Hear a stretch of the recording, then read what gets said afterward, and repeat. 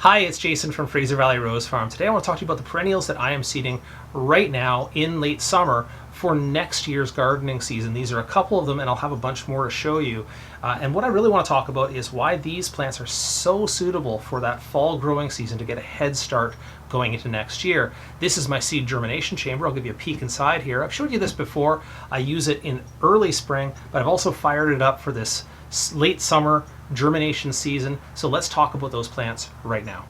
For some perennials, the very best varieties only come from cuttings vegetatively, but not so for these two plants. This is a Delphinium, and this is a Columbine where all of the best varieties still come from seed. Now these are members of the buttercup family, so they do not love the hot temperatures of late spring and summer. They do their best growing in the cool temperatures of fall and in early spring, so I'm going to give them what they want. I'll start them in summer, give them the fall growing season to bulk, and then sell them in the spring or put them into my garden. Now that bulking time, how much time do I actually have? And obviously I'd expect you to do this evaluation for your own climate as well. But actually here, from that sort of mid-August start, I have until, say, the middle of October before I even consider having my first frost in this climate. We even get up until mid-November usually with growing temperatures in my climate. So that means I probably have somewhere in the range of even 12 weeks. And plus I have greenhouse and some limited indoor space to protect these. So I have lots of options. If you don't have those advantages of a milder fall climate, you may actually have to push this seeding much earlier into the season. And for you, it might be a bit late for that. So in that case, happy shopping for seeds for next year. Here are three more perennials that love to stay fall and winter active, meaning they keep on growing and keep on bulking through the fall, so you get some benefit from that early seeding. This one here is called geum, comes in a number of bright colors. This one in the middle is Dianthus caryophyllus, or also known as carnation or perennial carnation. I'm growing that from the series called Grenadin from Gelito. It comes in a whole bunch of different colors, has a great fragrance, and so I'll be growing that, and it is a true perennial. And then over here on the far right is salvia nemorosa, this one called rose and wine in the pink, but it also comes in dark blue. And the thing that you know about salvia is that if it gets that winter cold period in the spring, so over the late winter and early spring, it actually makes for a much more consistent, much better formed perennial first thing in the season. So it really improves the flowering.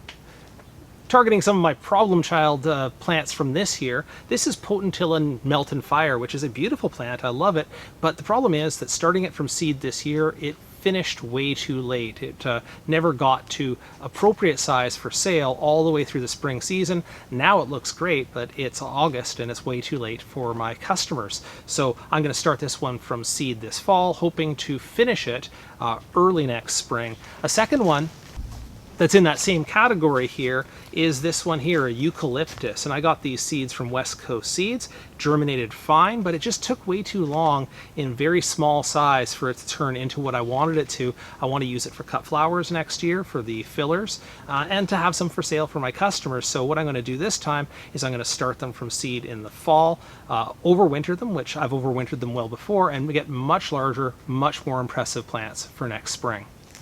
Let's go through a quick list now of perennials that actually pretty much need a winter before they can give you any satisfactory flowering. Lupins would be on that list. I seeded a whole bunch first thing in spring and got a few sporadic flowers here and there, but nothing to speak of. They really do need that winter cycle. The second one, of course, is hollyhocks, require that winter cycle before they give you satisfactory flowering. The third one being foxglove or digitalis. Not every species and every cultivar, but most of them do require that first year of growth, and then they'll bloom in the second year. Other ones that require that winter cold period, things like saxifraga, aubrietta, and iberis. All three of those require that cold period even to bloom satisfactory. The final two that I'm seeding right now and that I'd ask you to consider are primulas and pansies, which debatably, and depending on the genetics, might actually be annuals rather than perennials, although this primula, for instance, is a true perennial. Anyway, they do contribute greatly to having that early season color, so I'm definitely putting them on my list for seeding right now. Even aside from all of the growing quality differences that I've talked about in this video, one thing I haven't mentioned is that taking that burden of an extra 10 or 15 varieties of seeding off of the early spring and putting them into the summer actually helps me to schedule my time a lot better. It is a real crunch in the early spring, and I have limited space for seeding and limited time for potting. So if any of that I can displace to the late season when I'm less busy, that's all a bonus for me. All right, that's all I have on perennials that I would seed early. If you have any questions or suggestions of your own, I'm sure we'd love to hear them. Go ahead and drop those into the comments below the video. I'll see what I can do to help.